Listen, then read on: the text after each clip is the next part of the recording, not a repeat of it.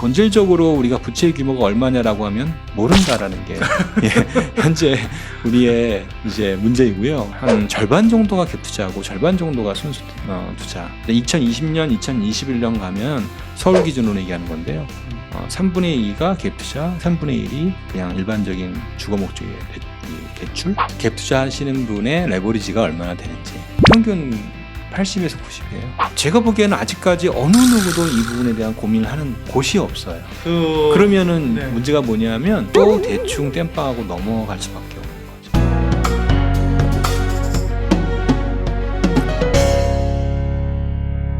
안녕하세요. 선대인경제연구소 선대인 소장입니다.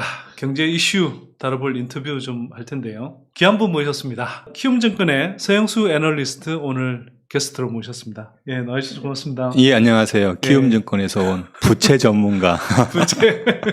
예, 자, 서영수입니다. 그 서영수 이사님은 네. 19년에 대한민국 가계부채 보고서 이 책을 내서 그때 이 책으로 이미 서영수 이사님 되게 좀 인상 깊게 봤었고요.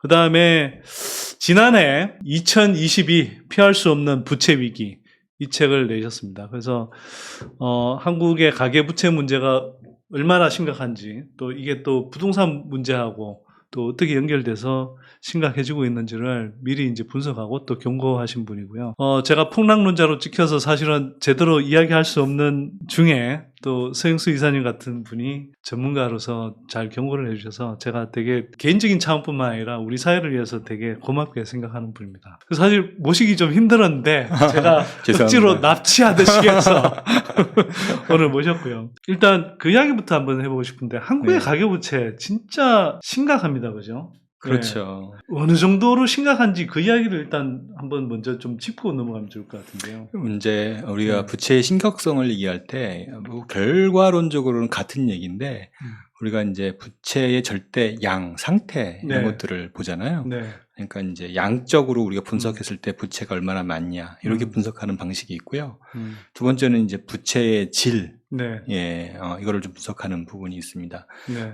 사실 질이 나쁘면 네. 양도 많고요. 네. 질이 나쁘기 때문에 양이 많을 수밖에 없는 게 부채의 특징을 갖고 있습니다. 다시 말하면 부채의 질이 좋으면 부채가 늘어날 수가 없습니다. 네. 예. 그 얘기는 반대로 부채의 질이 나쁘기 때문에 부채의 양이 많은 거고요. 뭐 어림잡아 보더라도 지금 이 정도면 네. 미국과 비교하더라도 뭐 소득 대비 부채 규모는 대략 네. 2배 정도 봐야 될 겁니다. 네. 네. 그러니까 네. 정확히 얘기하면은 지금 우리가 이제 공식적인 부채 통계에 따르면 우리나라의 가계 부채 규모 얘기하잖아요. 이게 이제 GDP 대비 대략 105% 정도 얘기하는데 우리나라에는 이 부채를 정확히 파악할 수 있는 제도 또는 이게 규제 기관이 통계? 없어요. 네네. 예, 그러다 보니까 통계가 자연스럽게 이제 네. 없게 되고요. 그러면서 누락된 게 상당히 많게 되는데 네. 그 과정에서 공식적으로는 이제 자영업자의 이제 복식복귀 대상작 한 200조 정도가 빠졌고요. 네. 여기에 이제 직관적으로 추론을 해보면 부채 중에서 가장 많은 부채가 무언가 찾아보니까 네. 임대보증 부채가 사실 주택담보대출보다 더 많은 것으로 추정이 되거든요. 네, 전세보증금. 네. 뭐 제 책에서 제가 낸 신간에서도 사실은 그 전세보증금 추정한 부분이 있는데 네. 사실 그 부분이 사실 다른 나라에 없는 제도이지만 사실상의 이제 그 개인 간 부채로 본다 그러면 굉장히 어마어마한 규모인 거죠. 그렇죠, 예. 네. 근데 이제 과거에는 이제 전세보증금 이 부채가 사적 부채인데 이게 이제 개인 금융이 발전하지 않았기 때문에 네, 네. 그 사적 부채는 사적 부채로 끝나는 거였어요. 네, 네. 그래서 굳이 이걸 계산할 필요도 없었던 건데 지금은 이 사적 부채를 쓰는 분들이 공적 부채를 같이 쓰잖아요. 그렇죠. 대출금을 네. 같이 쓰기 때문에 무너지면은 이게 이 사적 부채가 문제가 되면 이 공적 부채로 전염될 네, 수밖에 없습니다. 그래서 네. 한꺼번에 계산해야 되는 문제가 네. 있고요. 또 하나는 이제 저는 이게 더 문제고 더 크다라고 보는 부분이 있는데 뭐냐면 우리는 이제 법적 체계가 독일식 이 준칙주의잖아요. 네. 성문법이자 이제 준칙주의다 보니까 어떤 규제 방식도 이렇게 이제 어떤 룰을 준칙을 만들어서 규제를 하게 돼요. 근데 이제 이게 과거에 이제 개도국일 때는 이제 문제가 없는데 이게 사람들이 이제 정보도 굉장히 빨라지고 똑똑해지고 이러다 보니까 이 준칙을 어기면서 편법적으로 부채를 활용하는 방식들이 굉장히 다양해진 거예요. 그래서 개인 가게가 가게 명의로 대출받지 않고 사실 개인 사업자도 마찬가지이긴 하지만 개인 사업자 대출 나아가서 이제 법인 대출로 대출을 받게 되는 거죠. 근데 그런 거에 비해서는 우리나라의 시스템이 그거를 커버할 수 있는 이게 잘 안 되어 있다는 점, 나아가서 그런 것을 통제할 수 있는 이 체계도 정부 체계도 안 돼 있는 점, 이런 요인들 때문에 본질적으로 우리가 부채 규모가 얼마냐라고 하면 모른다라는 게 현재 우리의 이제 문제이고요. 다만 추정컨대 못해도 3,600, 700, 800 이 사이가 되지 않을까 이렇게 추정을 하는데. 자, 일단 그러면 그 그 3,600이라는 숫자가 어떻게 나오는지 조금 한번 더 여쭤보고 싶은데, 일단 한국은행 경제통계 시스템상의 가계 신용이라고 하는 거. 1,800조. 그게 사실은 이제 한국 언론에서 대부분 가계 부채라고 이제 표현을 하는데, 그게 지금 1,860조 정도 되잖아요. 그렇죠. 그거 외에 또 어떤 부채들이 더 이제 합쳐져서 지금 3,600조까지 간다고 추정을 하시는 건지. 이제 일단 전세보증금. 우선은 가계 신용 통계가 있잖아요. 가계 신용 통계가 있고, 그 다음에 이제 개인 금융 부채라고 있는데, 개인 금융 부채에서는 어차피 이제 부채의 정의는 우리가 리스크 관점에서 보는 거니까, 리스크 관점에서 보는 관점은 이거죠. 개인이 책임지는 모든 채무를 가계부채로 정의해요. 이건 OECD의 공식 기준인데, 그렇게 되면은 이게 이름이 기업이던 개인 사업자이던 결국에는 그게 기업이 이 채무에 대해서 상환에 대한 책임이 최종적으로 누가 있냐이거든요. 근데 그게 이제 개인에게 있게 되면 그거는 가계부채로 정의하는 거죠. 그렇게 되기 때문에 개인 사업자 대출의 경우에는 이거는 가계부채로 포함하는 게 일반적이죠. 그게 이제 국제 기준이다 얘기할 수 있고요. 그 국제 기준에 맞춰서 지금 우리가 개인 금융 부채를 계산하고 우리가 BIS에 보고하는 거는 그걸 가지고 이제 얘기를 하는 거고, 그게 이제 GDP의 한 105% 정도 된다고 얘기해요. 그거는 아까 말씀드린 바와 같이 개인 사업자 대출이 포함되는 건데, 우리 개인 사업자 대출 중에서 이제 조금 어려운데 복식부기, 단식부기 이렇게 일반 사업자, 우리 이제 그리고 간편 사업자가 나눠지잖아요. 좀 복잡한데 여하튼 이런 복식부기 대상은 또 여기서 제외시켰어요.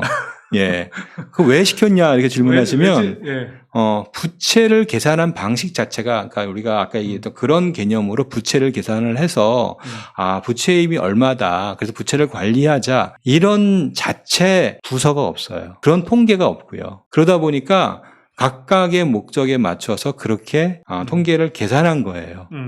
짜맞추기식으로. 짜맞추기식으로. 그러니까 아예 처음부터 지금 제가 이런 얘기를 드린 이유는 뭐냐면, 저는 이제 어쩔 수 없이 새 판에서 다시 시작해야 되는 시기가 올 것 같은데, 그때쯤에는 당연히 반드시 이런 부채의 어떤 그런 정의부터 다시 하고, 이거를 부채를 파악할 수 있는 기관들을 만들고, 이렇게 해야 된다라고 저희는 생각하고 있어요. 지금 그러면 가계 신용 기준뿐만 아니라 이제 자금 순환표상의 개인 부문 금융 부채 기준에서도 개인 사업자 대출이 잘려나갔죠. 한 절반 정도만 포함이 돼 있고, 그래도 그걸 따져도 사실은 2,000 몇백 조이기 때문에 3,600조까지는 안 가거든요. 그렇죠. 이제 2,000 그것까지 하게 되면, 그러니까 다시 말하면 금융권 가계 채무가 개인 사업자 이제 포함하면은 2,500조 정도 되거든요. 이제 거기에다가 이제 빠진 게 이제 아까 말씀드렸던 임대보증금 채무, 이게 이제 블랙홀이고요. 이게 얼마인지. 근데 이제 제가 제 계산으로는 대략 한 800조 이상 정도 나왔던 것 같아요. 그 정도 생각하잖아요. 근데 부동산 124에 이 부동산 전세 시가총액을 계산한 게 있어요. 그거에 따르면 1,600조로 계산을 돼 있어요. 1,600조? 그래서 실제 그게 우리가 정확하게 우리가 이 샘플링 해가지고 계산하는 거이다 보니까 네. 진짜 얼마인지는 솔직히 네. 예, 계산해봐야 알아요. 네, 네. 예, 다만 우리 이제 국토부에서 이 이제 자금 조달 계획서 집 살 때 이제 낸 거 가지고 지금 통계를 만들고 있거든요. 만들었고요. 그걸 통해서 충분히 추론할 수는 있거든요. 근데 갖고 있을 텐데 아직까지는 그거를 공개적으로 발표하지 않고 있어요. 아마 그게 발표가 되면 조금 더 정확한 데이터가 집계가 될 거고요. 그 다음에 이제 또 말씀드린 바와 같이 법인이 있는데요. 법인성, 그러니까 가계성 법인 대출이 최소 300에서 500 사이가 될 것 같아요.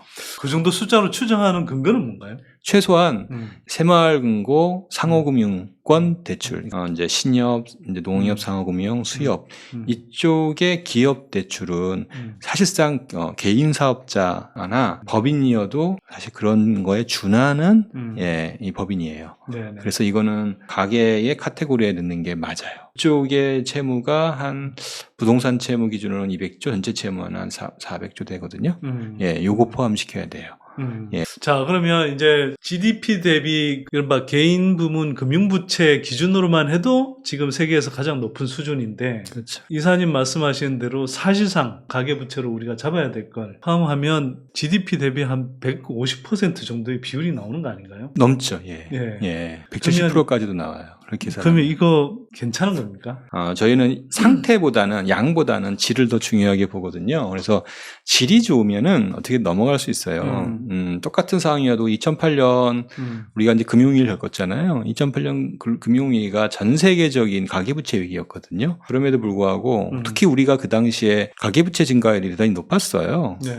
따라서 2003년도에 카드사트를 겪었고 그게 이제 부동산 관련 대출로 연결되면서 큰 폭으로 늘어났기 때문에 얼마든지 우리도 가계부채 위기가 발생을 할 수 있는 그런 여건은 충족되어 있었거든요.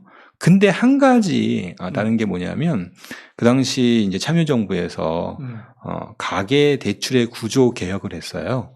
그래서 2004년도에 우리나라의 가계 대출이 사실상 거의 100%가 3년 만기 일시상환이었어요. 주택담보대출조차도요. 그러다 보니까 상당히 우리 대공황 때 이랬잖아요. 미국의 경우에 그런 형태의 대출을 2003년도에 가지고 있었는데 그때 이거를 파악을 해서 대략 한 5년간 그거를 거의 대부분 다 바꿨어요. 어떻게 바꿨냐면 15년 만기 원리금 분할상환으로 바꿨어요. 다만 그게 이제 너무 힘들잖아요. 그래서 거치 기간을 3년 정도를 두었던 거죠. 그래서 대략 2007년, 2008년 이때 이제 가계대출이 주택이 공급되니까 당연히 가계대출이 많이 늘을 거 아니에요. 그 대출이 이게 많이 늘어날 때 위기가 발생을 했고, 그때 원금을 안 내고 이자만 내다 보니까 만기는 길고, 네. 그래서 가계의 캐시플로우가 그게 심하게 타격을 입지 않았던 거고, 그때 거치 기간 계속 연장을 해줬었잖아요. 연장도 했지만 여하튼 결국에는 그 연장이 끝나는 시기가 대략 2012년, 13년, 14년 이렇게 됐거든요. 네. 그게 이제 우리가 하우스 푸어라는 얘기가 본격되었죠. 본격적으로 나왔던 시기인데 그래서 결국에는 2012년에 우리 이제 국민행복기금이라는 본격적인 가계부채 구조조정 대책이 나오게 됩니다. 그래서 그때 한번 싹 좀 정리를 하고 이제 나죠. 그래서 이제 정리가 된 상태에서 2014년도에 다시 이제 가계부채를 늘려서 이제 경기를 부양하는 정책을 취하게 되죠. 빈대스 집 사라졌죠. 예, 그렇죠. 예. 제가 가계부채 1차 폭증기라고 부르는 2010년대 들어와서. 히스토리를 얘기 드리는 건 뭐냐면 그만큼 부채의 규모도 중요하고 증가율도 중요하지만 이 만기 구조와 같은 이 질적 측면이 대단히 중요해요. 그래서 이제 정부가 어떻게 했냐.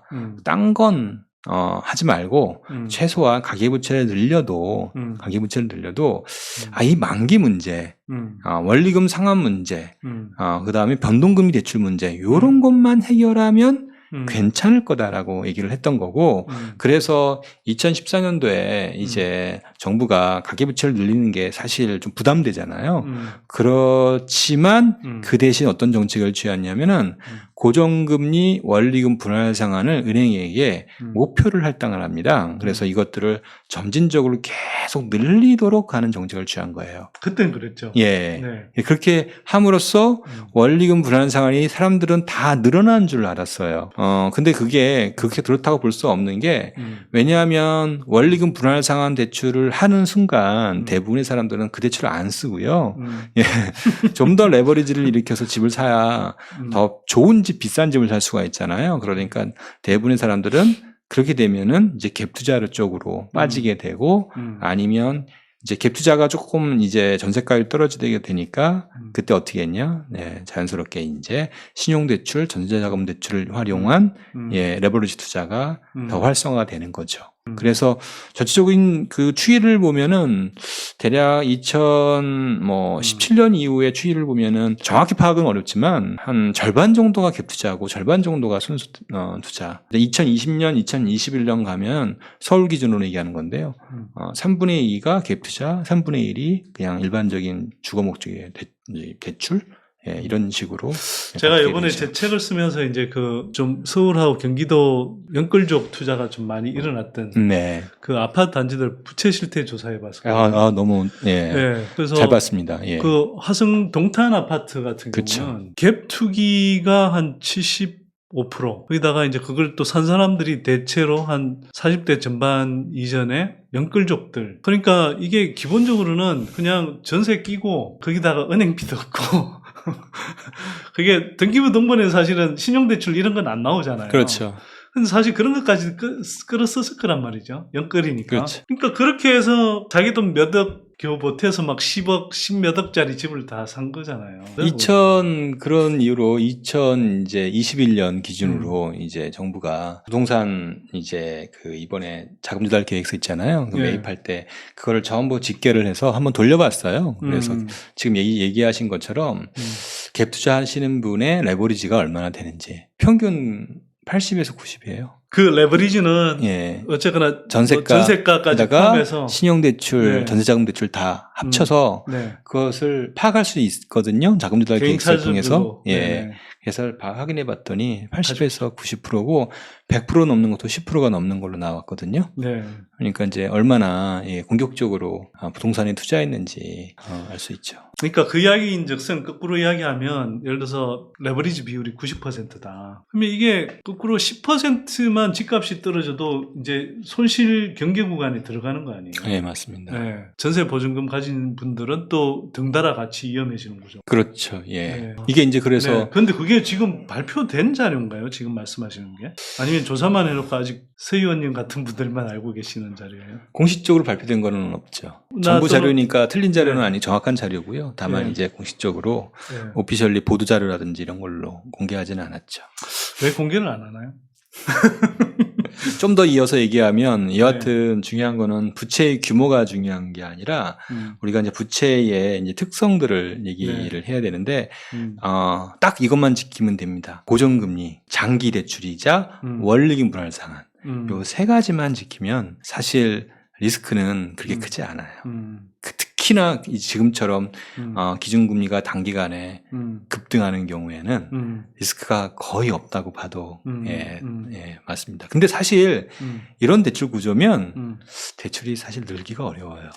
그렇죠. 그러니까 근데 그렇게 하지 않고 다 그냥 선택지를 주는데 고정금리 할래 변동금리 할래 하면 사실은 많은 사람들이 저금리 상황에서는 변동금리의 이자율이 싸고 말씀하셨다시피 그렇게 해야 최대한 레버리지를 끌었을 수 있으니까 대부분 변동금리 선택하는 거잖아요. 중요한 건 뭐냐면 이런 구조에서 대출을 이렇게 알면서도 우선은 당장 대출을 싸고 편한 대출, 이자만 내는 대출을 받고자 하는 게 개인들의 심리라고요. 이거는 우리나라만 그런 게 아니라 전 세계가 다 마찬가지예요. 근데 왜 미국은 2008년도에 이 이자만 내는 대출의 비중이 50%까지 올라갔던 거를 지금 사실상 제로로 바꿨는데 그거 왜 그렇게 가능했냐 이거죠. 이거는 정말 해서는 안 되는 대출이다. 그래서 만약에 문제가 생기면 이거 다 은행이 책임져. 그래서 은행이 이 대출을 못 파는 게 아닙니다. 뭐 제도적으로 우리처럼 이건 안 돼, 감독당국이 규정하는 게 아니라 팔았을 때 문제가 되는, 예를 들어서 지금같이 이렇게 금리가 많이 오르잖아요. 변동금 대출이 이자가 제가 나중에 말씀드렸지만 지금 1년 만에 거의 2배가 이자 부담이 생겼는데 그렇게 해서 못 갚을 경우에 거기에 대한 책임은 은행이 지도록 하는 그게 이제 금융소비자보호법이거든요. 예, 도드-프랭크법의 하위법에 이제 금융소비자법이 들어가 있는데 그런 시스템을 도입하고 그렇게 해서 금융회사의 책임을 부과한 거죠. 네. 그런데 반면에 우리는 2011년도에 그 금융소비자보호법을 걷어찼죠. 도입한다 해놓고 사실상 이런저런 뭐 금융권 핑계 대면서 예, 사실상 도입을 무산시켰어요. 네. 예, 그거 누가 했는지는 뭐 잘 모르겠고요. 누가 여하튼 했는지를 말씀해 주세요. 예, 그 과정에서 금융회사들의 어떤 그런 레버리지 플레이 그리고 또 개인들은 대출 많이 해주니까 좋은 거고 그 과정에서 집값이 급등하니까 좋은 거고 예, 이런 이 과정들이 계속되었던 게 결국에는 부채가 여기까지 오게 된 결정적인 이유인 거죠. 사실 저 이사님께서 되게 중요한 말씀하셨는데 우리가 뭐 개인들의 그런 뭐 잘못된 판단, 뭐 탐욕 이런 것들만 사실은 비판을 하고 그러는데 사실은 개인들보다는 훨씬 더 경영상의 판단을 신중하게 해야 되고 경제의 흐름이라든지 이런 것들을 더 잘 알 수 있는 금융기관에 훨씬 더 많은 책임을 부여해야 되는 구조인 거잖아요. 그렇죠. 그래야 되는 건 그런 규율을 사실은 글로벌 금융위기 이후에 미국을 비롯해서 상당수 국가들이 그걸 도입했는데 한국은 지금 그걸 안 한 거죠. 그렇죠. 사실 그리고 가계부채가 2008년 금융위기 이후에 이제 우리 그 개인 금융부채 기준으로 따졌을 때 미국의 경우는 2008년 금융위기 때에 비해서 GDP 대비 비율로 17%를 줄였어요. 근데 한국은 35.1%를 오히려 늘렸잖아요. 늘렸죠. 그 배경이 사실은 지금 이사님께서 말씀드린 말씀하신 거예요. 문제를 한번 경험하고 나서도 이 문제를 고칠 생각을 안 했다. 이게 가장 큰 문제였던 것 같습니다. 예, 제가 이제 책을 쓰게 된 이제 직접적인 동기는 우리가 뭐 각 부채에 대해서 어떻게 부채가 무슨 재화인지 이게 뭐 아무 때나 쓸 수 있는 이렇게 그냥 물과 같은 재화인지 아니면 이 도대체 무엇인지에 대한 정의부터 해볼 필요가 있다. 저희는 그리고 해외에서도 공통되게 생각하고 있는 그 부채의 정의는 이거는 향정신성 의약품과 같은 그런 재화로 정의하고 있어요. 그러니까 꼭 필요하죠, 의약품은요. 하지만 과용하면 절대 안 되는, 그리고 중독되면 빠져나오기 어려운. 예, 얼마 전 KBS 보니까 가상자산에 빠져든 사람들 있잖아요. 그 사람들한테 너희들 책임이다. 뭐 빠져나와라라고 얘기하는 게 사실 말이 안 되는 거죠. 그러면 그런 의약품을 관리를 소홀하고 너무 과용할 수 있도록 유도한 그런 책임을 금융회사가 져야 된다라는 그게 금융소비자보호법이고, 그렇게 이해하시면 이게 왜 이런 제도들이 나왔는지 이해할 수 있어요.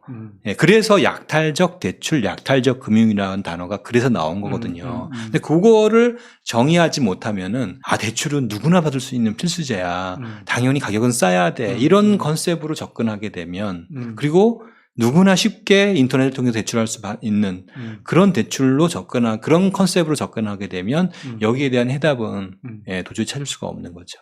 그러면 이게 사실 2008년 금융위기 때부터 약탈적 금융에 대한 문제는 굉장히 많이 제기가 됐는데 그쵸. 왜 한국에서는 이런 사실상 약탈적 대출이 승행한 게 그 결과가 연끌적 뭐 그냥 불나방처럼 뛰었던 연끌적 투기였잖아요. 그쵸. 왜 한국에서는 그런 약탈적 대출 간행이 제동이 걸리지 못했는지 이 배경은 뭐라고 보세요? 두 가지 이유가 아닐까 생각이 들어요. 제가 또 책을 얘기하는데 이런 거예요.